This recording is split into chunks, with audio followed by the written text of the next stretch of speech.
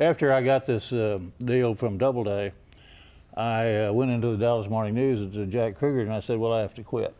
And he said, why? And I said, because I'm going to go to Europe and write this novel.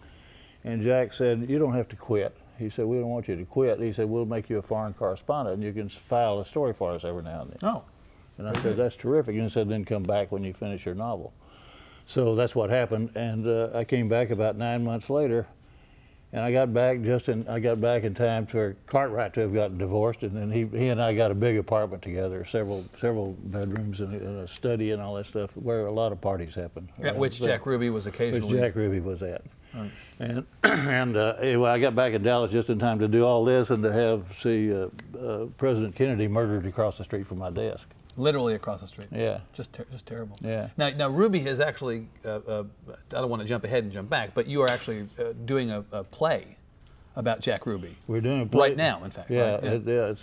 It's casting. We're hiring a director right now in London, and the play is called Jack. It's about why Jack Ruby murdered Oswald, and the whole play takes place in the Carousel Club on Saturday night before the Sunday morning. Well, it just sounds great, and let's hope that it becomes a movie and you get rich. Thank you. Well, but let's go back to that time. So you did, in fact, take the advice to go to New York. Yeah. And you went to work for Sports Illustrated. There are so many anecdotes out of that period in your life. We could just talk about those, but let me ask you about two things in particular that are kind of famous. Mm-hmm. One is a moment, if the story is true, when you were at Elaine's, and who should walk up to you but Frank Sinatra? It was Toots Shores. Toots Shores, okay, the Toots Shores. I hadn't been at Sports Illustrated very long when this happened, and Sinatra said that he was telling me what a great photographer he was, and he said that he would really love to go take pictures, and I think the fight was in Sweden. It was the Johansson-Patterson fight. And he said he would really love to go take pictures of it, and so, you know, after a few cocktails, I said, well, Frank, you're hired. And I said, well, you can take pictures for Sports Illustrated. We'll make you'll be our photographer. So it was one of those deals where I woke up the next morning, you know, and sat on the side of the bed and thought, oh my God, what have I done? What did I do? I just assigned Frank Sinatra. Yeah. Right. But in fact, now I've got to go in and tell my boss. Right. So I did this. So I walked in, and our boss was a fabulous, legendary man named Andre Laguerre. Really one of the legends of the business. Yeah, absolutely. And Andre was a guy from France. He'd been Charles de Gaulle's press secretary. Every new book that came out, he'd read it. Every play that came out, he had just seen it. I don't know how he did all that, because he drank a quart of scotch every day too, and smoked Cuban cigars constantly. Those were the days. He'd have an ash this long on a cigar. I walked into his office and said, Andre, I have something to tell you. And he said, all right, sit down. And so he was playing with this ash on his cigar. It was about this long. And I said, yesterday I hired Frank Sinatra to shoot pictures of the listing of the Patterson-Johansson fight. And there was a long silence, and Andre said, and he knocked this ash off his cigar about this long, and he said, he said, good show. And there we were. That was it? That was it. I love that. Yeah. All right, now the other one is a slightly more off-color story.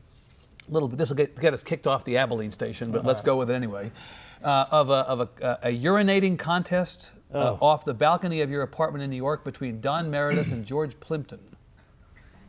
Now that almost alone, the setup alone is almost enough, but I want to hear a little bit more. Actually, that's other than who won, that's about the end of it. And you want to guess who won? Plimpton. No. Okay, but I guess though. Okay. I thought yeah. Meredith. Yeah, Meredith. Okay, good. I got it wrong the first time, but I get it right that time. Right. But this is a true story. Yeah, that was a true story. Yeah. Is this the level of entertainment and high-minded conversation that one would encounter in your apartment? It was very sophisticated. It was. Yeah, it was. That's great. The one thing I was going to say about when you were talking about Jack Ruby is, after I got back from Europe and did all this, and I was became close friends with a woman named Jada, who was Ruby's star dancer. They didn't call them strippers, and she didn't call herself a stripper. She was an exotic dancer. Right. And so the night before, Kennedy was killed on Friday.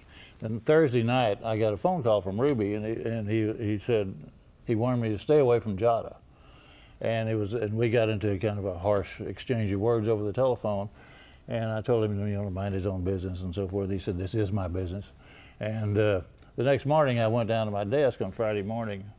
Although I wrote columns 6 days a week, but I didn't have one on Friday, but I was down there doing something. And this is the day of the assassination? Day of the assassination, about 10 o'clock in the morning.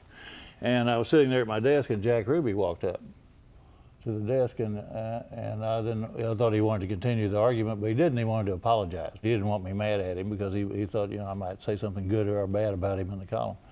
So he apologized, and he said, I'm just telling you this for your own good, that she's connected with the mob, and she's this and that and this and that. And so I said, okay, well, I'll take care of it. And then he went over, and I said, what are you doing here? And he said, I'm down here to place my ads in the paper for the weekend.